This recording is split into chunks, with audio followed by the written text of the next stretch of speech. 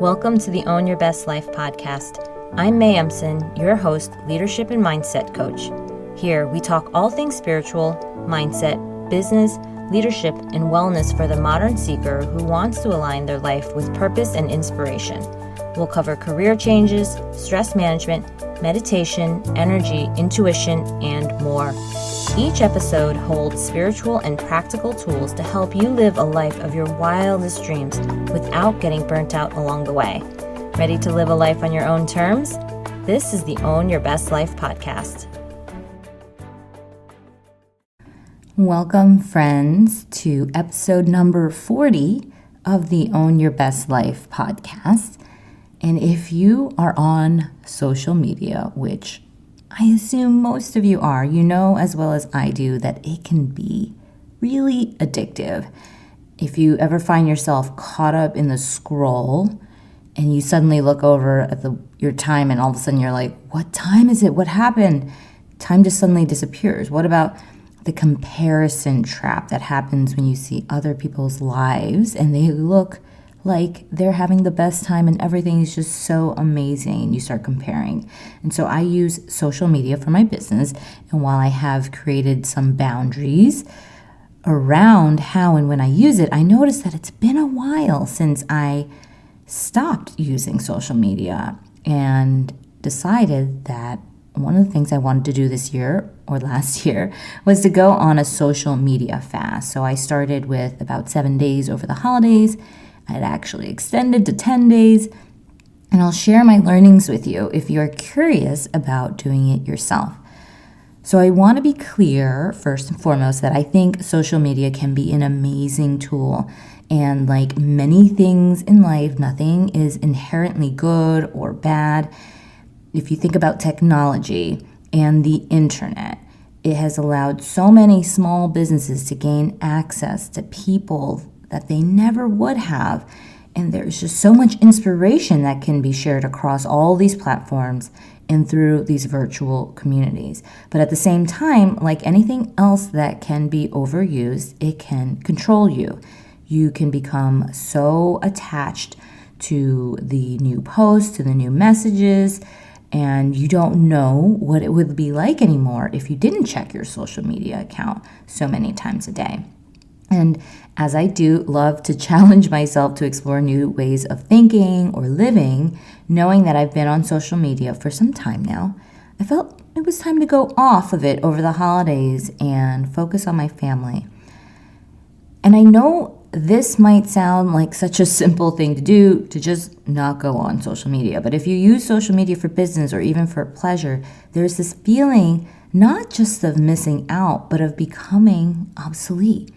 The thing I realized, though, before I decided to do the social media fast was that social media is a construct in our lives just like anything else is. And if I wanted to make social media a big part of my business, I can. If I don't want to make it a big part of my business, I also can. It has no bearing on my success in business. And this brings me now to a different question, which is something we don't do often enough, which is to ask, why are we using or doing the things we do in the first place?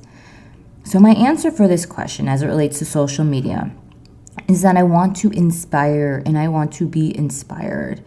I learn a lot through social media from all the accounts that I follow, whether it's recipes to make these amazing Asian dumplings or buns or really interesting ways of converting foods to become super healthy or using ingredients I never would have thought to do, to mentors that I work with and coaches that I love. I love learning new things from social media, and I also follow friends, and I like to be in touch even when I'm not in touch with them in real life. And I realize that when I have 3 purposes, which is to share about my business, to share about my personal life, of course within boundaries, and then to add value, I can hone in on those 3 things and focus on how is my social media time being used to do those 3 things and not diverge too much from there.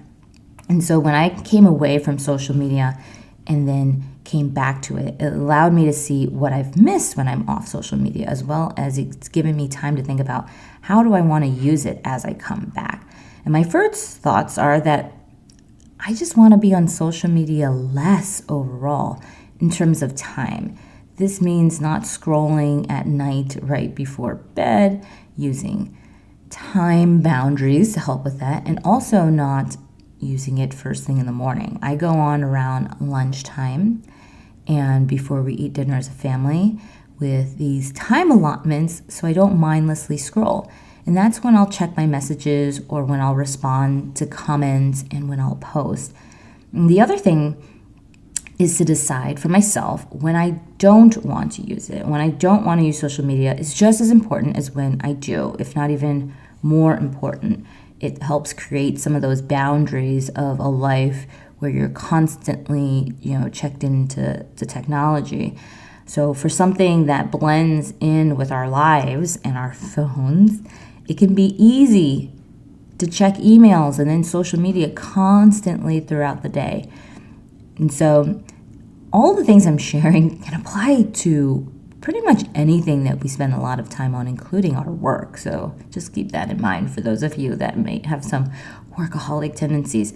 So for example, here are my designated phone-free times. The first one is meal times. This is really important for obvious reasons. And one of the things that I wanted to do was to check in on, even when I'm having meal times, not with the family, but just with myself. It's important for me to not be on social media. Then maybe I'll take a picture of my meal to commemorate it. But I also just like pictures in general. So this is not something that's new.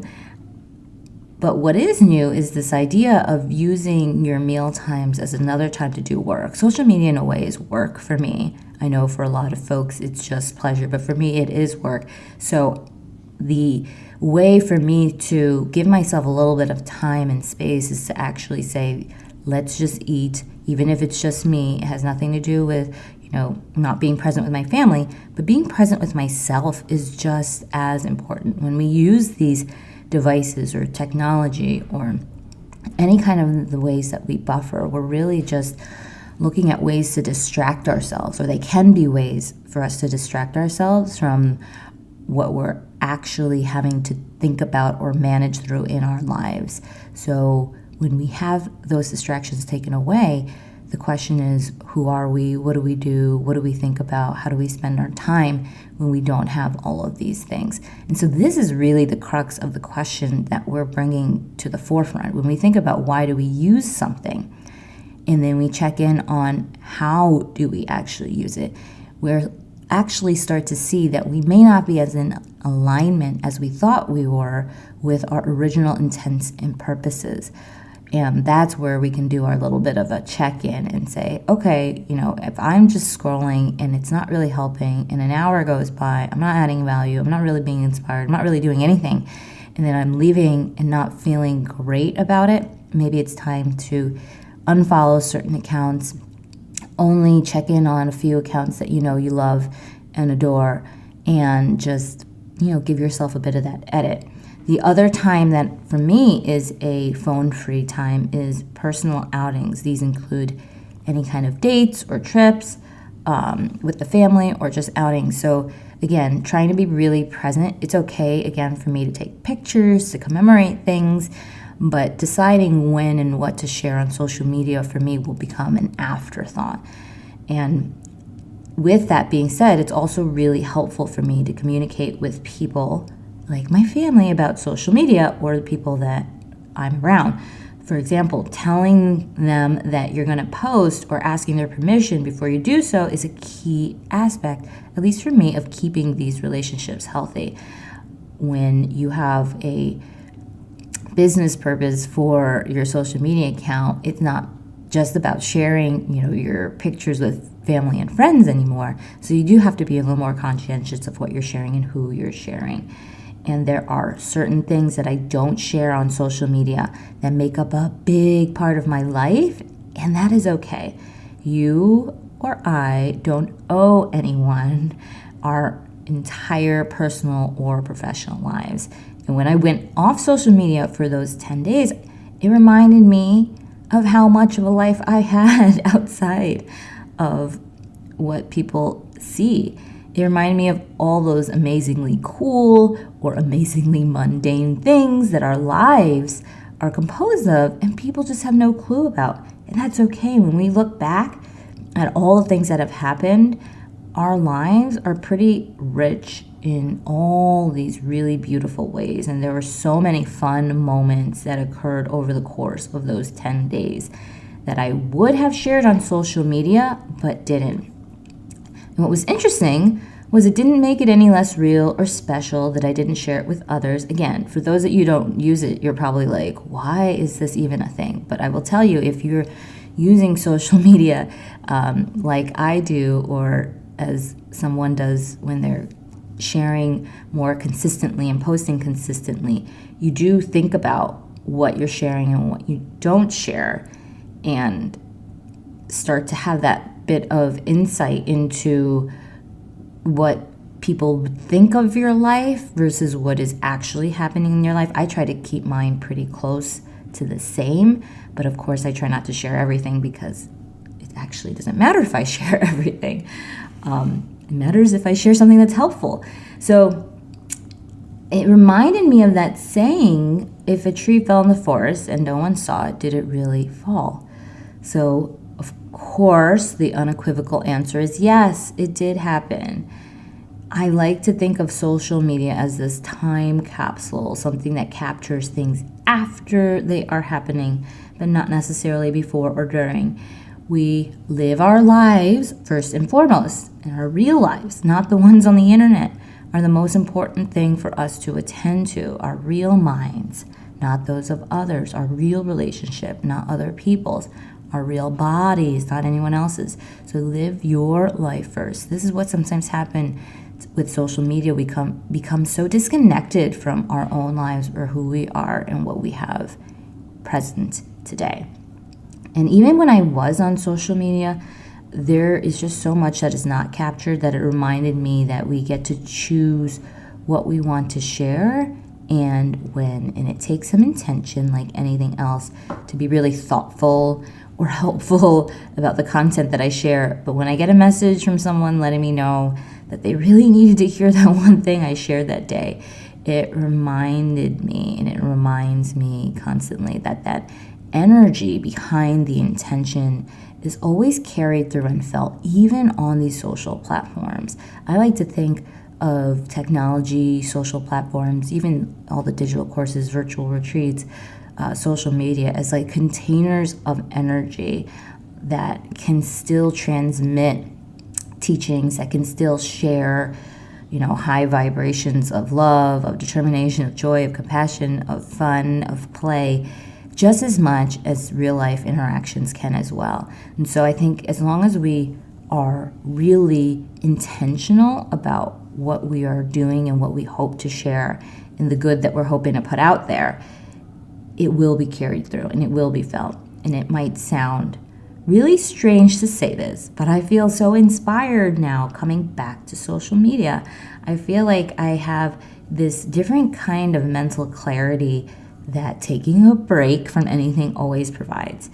It's shown me that I can trust myself and that I'll be seen and heard by the right people at the right time, that I didn't just disappear and no one ever knows about me ever again. The people will wait. People have their own lives. And that isn't really an epiphany, but it's something to trust that you can take a break. I think we think this sometimes. If we let up for a second, that's when it all crumbles. And I want to give you guys this courage to just give yourself a break every once in a while from whatever it is. Not to say that you give up on yourself, but give up on the things that you know may be controlling you a little bit, or tying in so much mental energy that you know that you need a little bit of break from it, and that will serve you. And I love the way that it's been able to connect me with others when I think about social media, but I also love the way that I can really decide how I want to be seen and when. And I've decided to trust, for example, that my filterless photos and videos are as beautifully magnetic as the ones where I've had a professional photographer take them. I've also learned to trust that my sense of reality, my life, is different than others. So when I share my life, it may look different. It may not look different, but the response isn't what matters. And I think that, on this journey, we are here to show up as our most true selves. And I'm here to show you a vision and version of what's possible, of what life can look like, no matter how realistic it may seem to you at this point or not.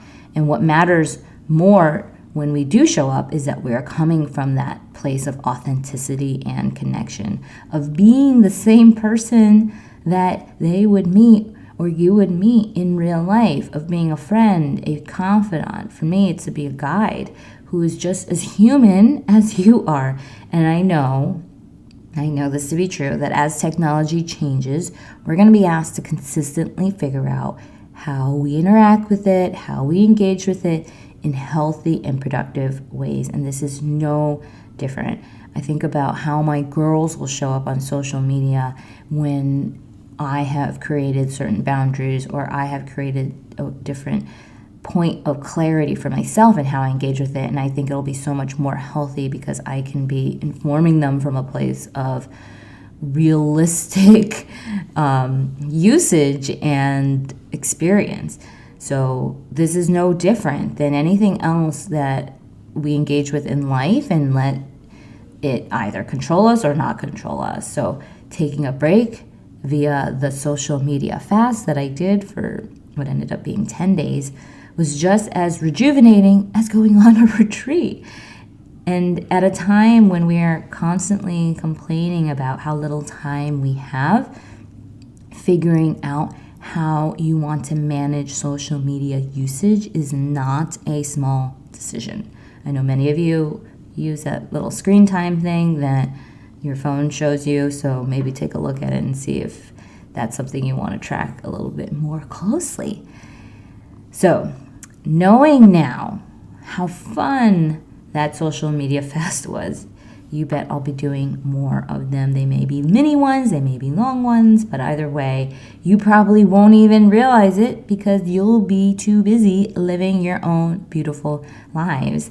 And either way, we can come back to all of these tools with a greater sense of fun, of play, of purpose, and use them in the ways that are the most beneficial for us, whether that's being on every day or every other day or just whenever you feel like it. I think it's time for us to ask ourselves, why are we on social media?